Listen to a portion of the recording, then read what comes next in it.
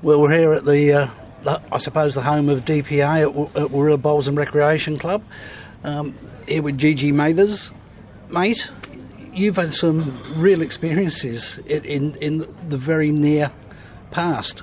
Tell us a little bit about the trip to England and how all transpired, how you found it all. Yeah, it was a good experience.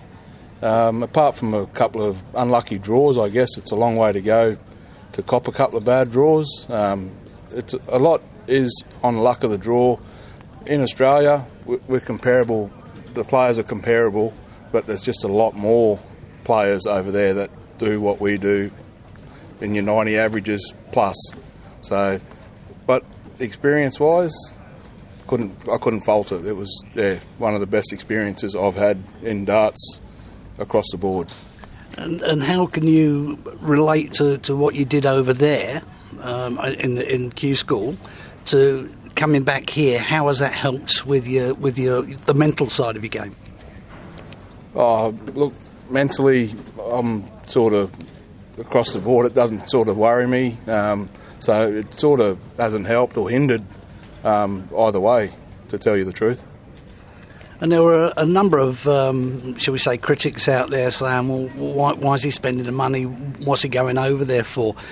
But we know that you found the whole experience very, very positive. It will help you going forward. What do you say to critics that just want to knock what people are trying to do?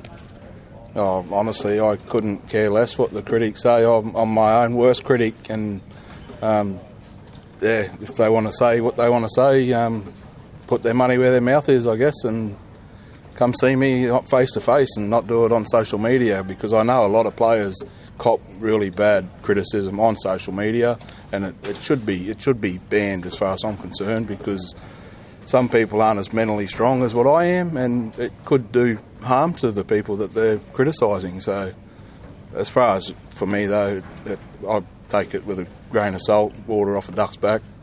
Well said. But obviously the experience has done you some good. The first DPA Tour final of 2020, and you come up against an up-and-coming lad called Kyle Anderson, and you managed to get over him 6-3 in the end, and in what was a cracking game. How tough was it getting back into the routine of a floor tournament straight up so early? Yeah, probably the most difference is there's not as many people here as over there. It was just mayhem over there with 500 people and 300 people at the Challenge Tours. So probably the biggest difference is not having to play as many games. And obviously Kyle and I, we go way back. We travelled together while he was here before he went over to the UK. So that was a good throwback to the past, and good to get one over him as well. Would you recommend the Challenge Tour to everybody, or do you think that some people would struggle with the size and the amount of competition? Oh, look, as far as I'm concerned, if you think you've got the ability, you back that ability and you go and have a crack. I wouldn't begrudge anybody from here to go and have a go themselves. Well, we wish you all the best going forward, and perhaps see you in another final later today.